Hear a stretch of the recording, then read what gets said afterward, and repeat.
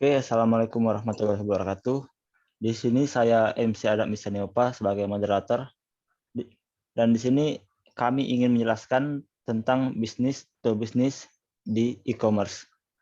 Nah, di sini kelompok kami ada Alia Oktarina, ada Winda Safira, ada Sakinah, ada Mas Ayu Fatia Ulia, ada Radaisa Pratiwi, ada Tarisa Rifriyah, ada Paul Rio Marolop, dan ada Mahyudin, dan saya sendiri.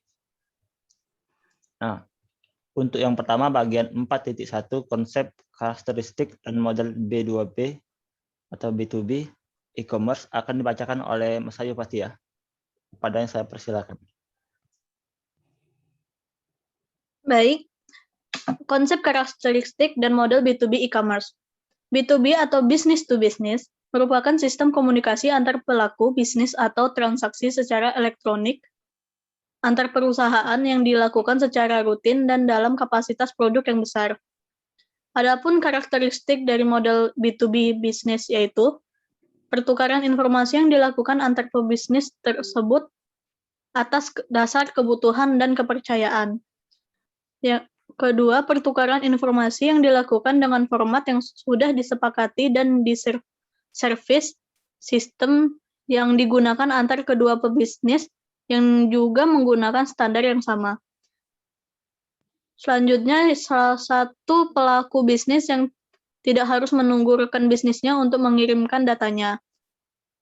Yang kelima, ada sarana yang menggunakan EDI, Electronic Data Interchange. Lalu ada model yang umum digunakan adalah peer-to-peer atau P2P. Dengan model ini, antar pelaku bisnis lebih mudah untuk mendistribusikan informasi yang dimilikinya.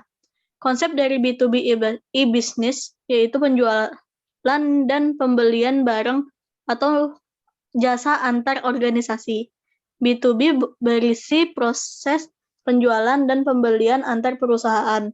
Misalnya pemasok dengan pengusaha pabrik dengan distributor atau distributor dengan pedagang eceran. B2B termasuk Interorganizational Information System atau IOS.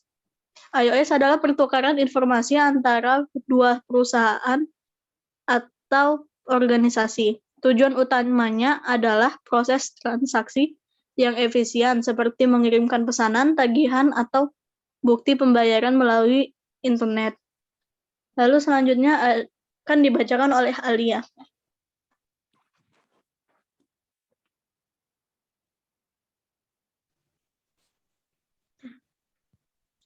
Selanjutnya yaitu the basic types of B2B transaction activities.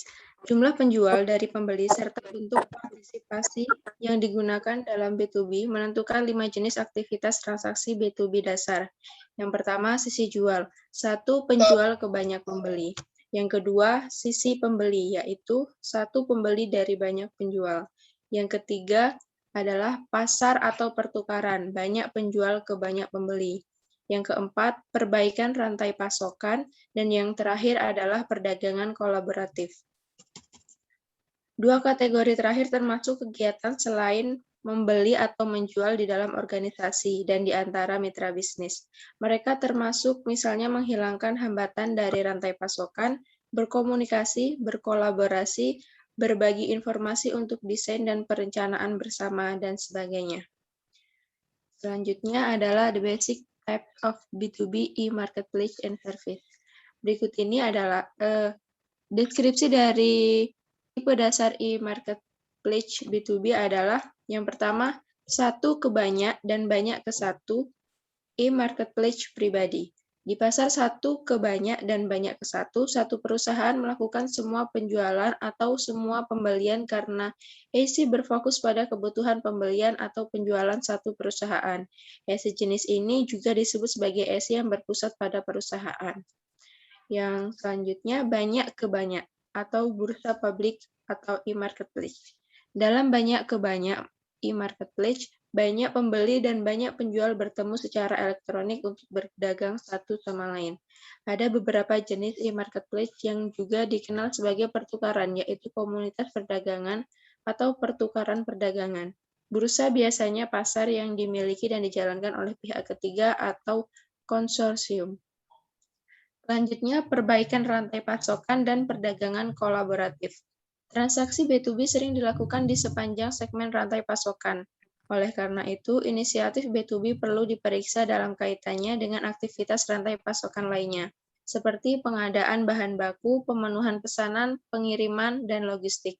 Banyak perusahaan melihat perbaikan sisi penawaran sebagai metode untuk mengurangi biaya dan diharapkan meningkatkan pendapatan. Yang terakhir, kolaborasi. Bisnis berurusan dengan bisnis lain untuk tujuan di luar hanya menjual atau membeli. Salah satu contohnya adalah perdagangan kolaboratif yang mencakup komunikasi, desain bersama, perencanaan, dan berbagi informasi di antara mitra bisnis. Materi selanjutnya yaitu Market Size and Content of B2B. Biro Sensus IS memperkirakan penjualan online B2B menjadi sekitar 40% dari total volume B2B tergantung pada jenisnya. Menurut beberapa sumber, nilai dolar B2B terdiri dari setidaknya 85% dari total nilai transaksi semua e-commerce dan di beberapa negara nilainya lebih tinggi dari 90% dengan total sekitar dolar 20 triliun di seluruh dunia. Bahkan dengan volume transaksi ini, banyak yang percaya bahwa ruang B2B masih matang dan perbaikan TI yang berkelanjutan akan mendorong pertumbuhan di masa depan. Dengan total penjualan IS pada tahun 2020 diproyeksikan menjadi dolar 1,1 triliun. B2B AC sekarang berada di generasi ke-6. Generasi ini mencakup kolaborasi dengan pemasok, pembeli, pemerintah, dan mitra bisnis lainnya melalui penggunaan komputasi seluler yang ekstensif, penggunaan blog, wiki, alat web, dan penyebaran jejaring sosial internal, penggunaan jejaring sosial publik seperti Line dan Facebook, dan peningkatan penggunaan sistem cerdas. Selain itu, generasi ke-6 memanfaatkan komputasi mobile, terutama tablet dan smartphone. Baiklah, materi selanjutnya akan dilanjutkan oleh Tarisa. Baiklah, selanjutnya komponen B2B. Terdapat dua komponen utama dalam B2B commerce. Yang pertama, infrastruktur, dan yang kedua, e-market. Infrastruktur adalah arsitektur dari B2B, terdiri dari logistik, yang kedua pengembangan aplikasi jasa, yang ketiga outsourcing pada fungsi-fungsi di dalam proses e-commerce seperti web hosting, keamanan, dan layanan pelanggan. Yang keempat, solusi lelang software untuk pengoperasian dan perawatan pada waktu yang sesungguhnya di dalam internet. Yang kelima, isi dari manajemen software untuk memfasilitasi isi dari website manajemen dan penyampaiannya. Yang terakhir, memungkinkan pengguna commerce yang berbasis web. Yang kedua, e-market secara sederhana dijelaskan sebagai website di mana penjual dan pembeli berinteraksi satu sama lain untuk melakukan transaksi. Selanjutnya, industri layanan online di B2B. Layanan online industri B2B adalah yang pertama, layanan perjalanan dan perhotelan. Banyak perusahaan besar mengatur perjalanan mereka secara elektronik untuk agen perjalanan perusahaan. Yang kedua, InfoPoint adalah situs web yang memuat informasi detail tentang negara dan kota di seluruh dunia. Yang ketiga, layanan keuangan. Perbankan internet dapat menjadi cara efisien untuk melakukan pembayaran bisnis, mentransfer data, dan melakukan transaksi keuangan lainnya, misalnya transfer dana elektronik.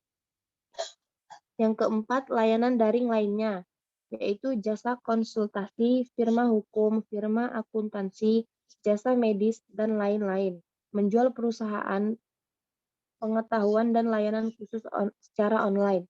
Banyak layanan online lainnya seperti pembelian perangko elektronik, mirip dengan perangko bermeter tetapi dibuat di komputer, tersedia secara online. Selanjutnya, Manfaat dan keterbatasan B2B. Manfaat B2B dalam dunia bisnis yaitu lebih efisien dalam hal pengadaan barang khususnya bagi bisnis dengan model kanvas. Pihak perusahaan yang mencari produk tertentu bisa lebih fokus dan cepat menemukan barang yang dicari tanpa perlu menghabiskan waktu lama hanya untuk melihat katalog produk. Selanjutnya, keterbatasan B2B. Pengembangan B2B EC juga memiliki keterbatasan, yaitu yang terutama mengenai konflik saluran dan pengoperasian bursa publik. Selain itu, interaksi tatap muka pribadi mungkin diperlukan, tetapi tidak tersedia.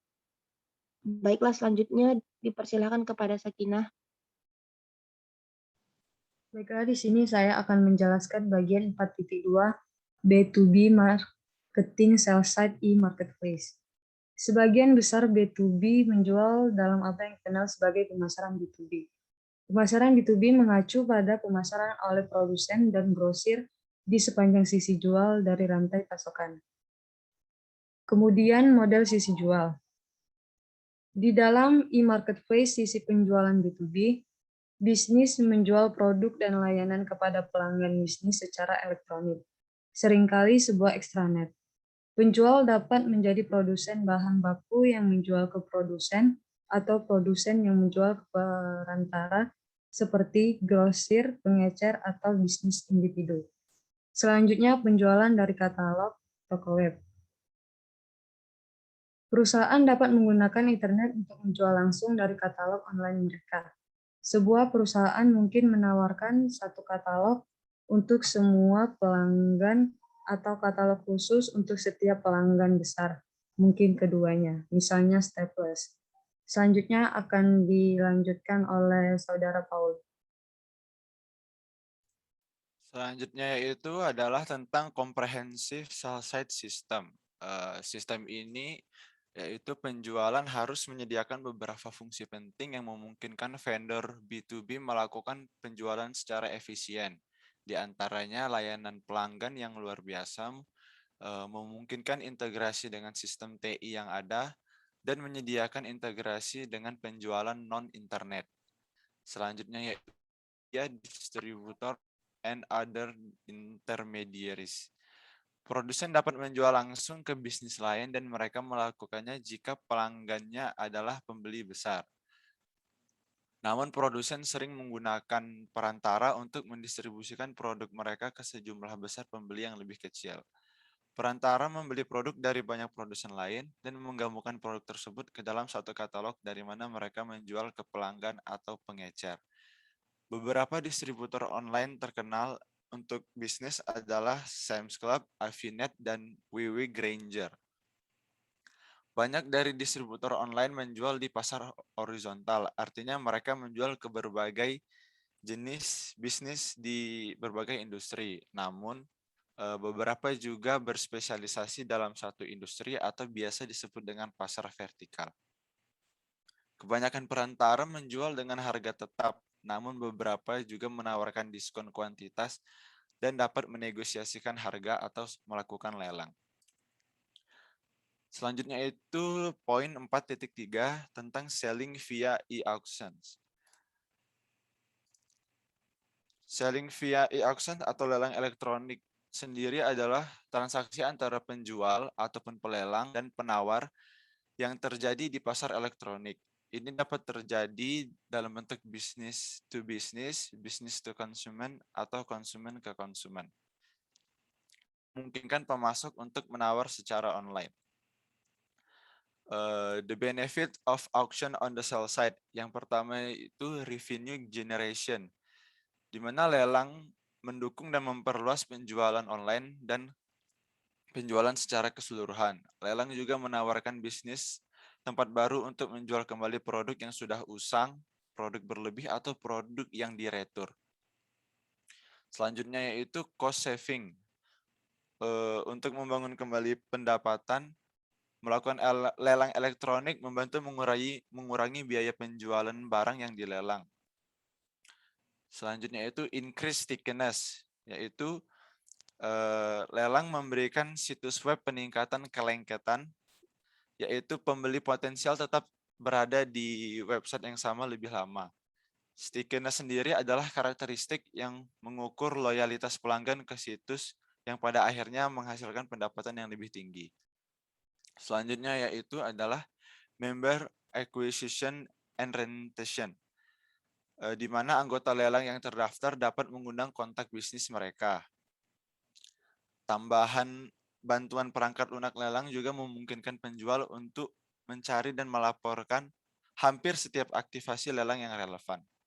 Informasi tersebut dapat dianalisis dan digunakan untuk strategi bisnis. Selanjutnya, ada bagian auctioning from the companies on site.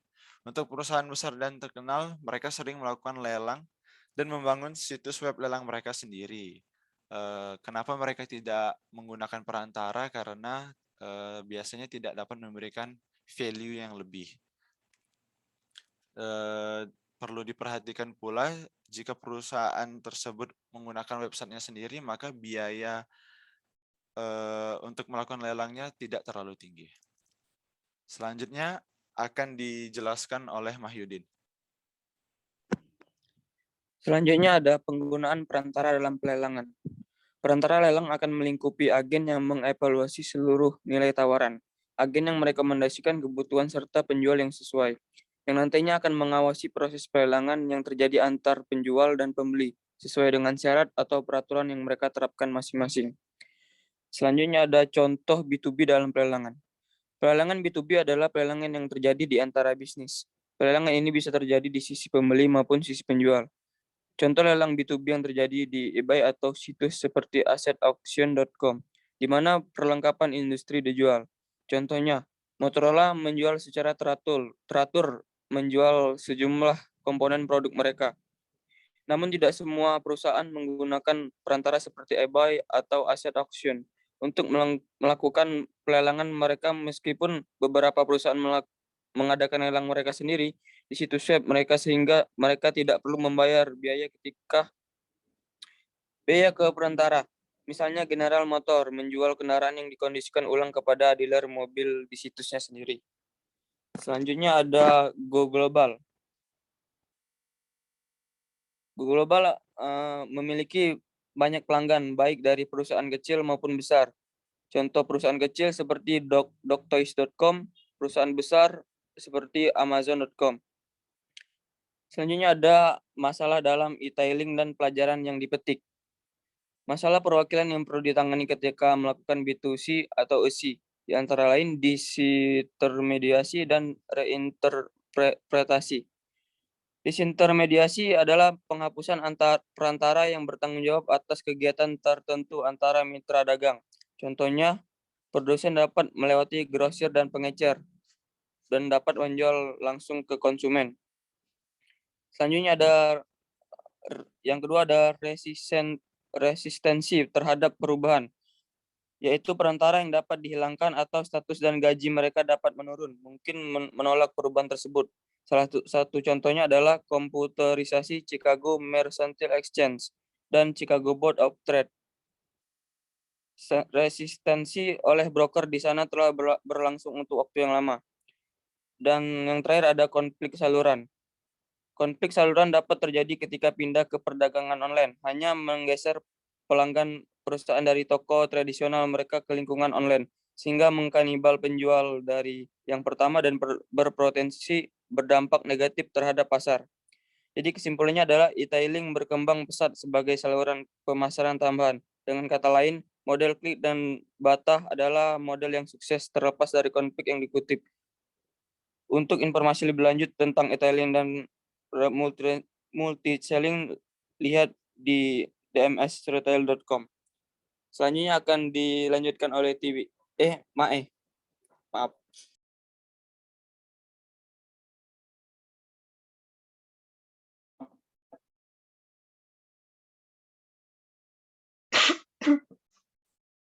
Lalu ada konsep e-procurement. E-procurement adalah kegiatan pengadaan barang atau jasa secara elektronik yang difasilitasi oleh software atau web dan koneksi internet.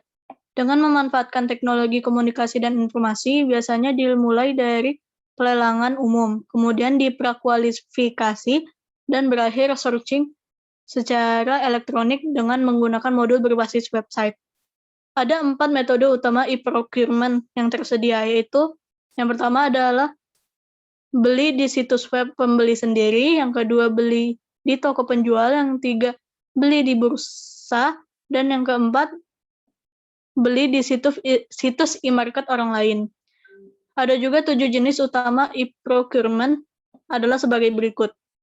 Yang pertama adalah e-searching, yang kedua adalah e-tendering, yang ketiga adalah e-reserve lelang, yang keempat adalah e-informing, yang kelima adalah ERP berbasis web, yang keenam adalah situs e-market, yang ketujuh adalah EMRO atau pemeliharaan, perbaikan, dan pengoperasian. Lalu adalah manfaat dan batasan e-procurement. Manfaatnya adalah menekan biaya operasional pengadaan, yang kedua meningkatkan produktivitas, yang ketiga transparansi lebih tinggi, yang keempat memperkecil human error, yang kelima ada efektif dan efisien, yang keenam ada meningkatkan akuntabilitas untuk laporan keuangan, dan yang terakhir ada adil, jujur, dan transparan. Ada juga batasannya. Yang pertama adalah biaya total mungkin lebih tinggi. Yang kedua, mungkin terkena serangan hacker. Yang ketiga, mungkin sulit untuk membuat pemasok bekerja sama secara elektronik. Yang kelima, sistem mungkin terlalu rumit. Yang kelima, mungkin sulit untuk memiliki integrasi internal dan eksternal. Terkadang juga melibatkan standar yang berbeda. Dan yang terakhir, ada teknologi mungkin sering berubah. Lalu materi selanjutnya dibacakan oleh Winda Safira.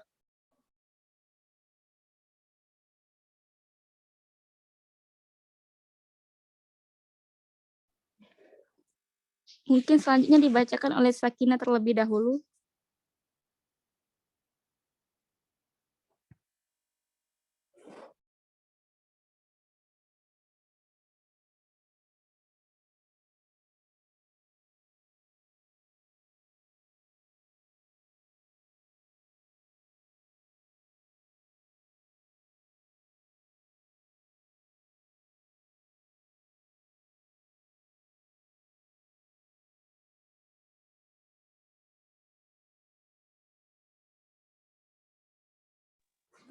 Baiklah.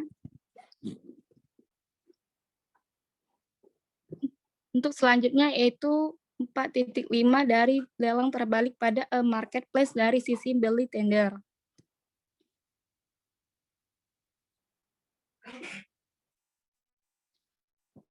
Untuk lelang terbalik itu pengertiannya yaitu proses di mana banyak penjual pemasok bersaing untuk memenuhi pesanan yang diminta oleh satu pembeli, di mana pengguna B2B dari lelang terbalik itu dapat membuka pasar elektronik di servernya sendiri, atau menggunakan juru lelang independen seperti eBay. Untuk manfaat utama dari lelang terbalik itu yaitu terbagi menjadi 4. Yang pertama itu biaya barang yang dibeli lebih rendah. Yang kedua, pengurangan biaya administrasi dan pengadaannya lebih mudah. Dan yang ketiga, pengurangan korupsi dan suap lebih bisa dijangkau. Dan yang terakhir itu pengurangan waktu untuk penerimaan barang. Adapun melakukan lelang terbalik, caranya itu dapat melalui penggunaan agen perangkat lunak pemantauan, yang dimana agen perangkat lunak itu dapat membantu dalam proses penawaran itu sendiri. Untuk contohnya itu dapat didukung atau dipantau melalui proses penawaran yang didukung oleh auctionsniper.com dan auctionflex.com yang berfungsi sebagai alternatif perantara pihak ketiga yang menjalankan penawaran elektronik. Kembali ke moderator. Oke, mungkin itulah hasil dari diskusi kami. Lebih kurang kami mohon maaf. Wabillahi taufiq wal hidayah. Wassalamualaikum warahmatullahi wabarakatuh.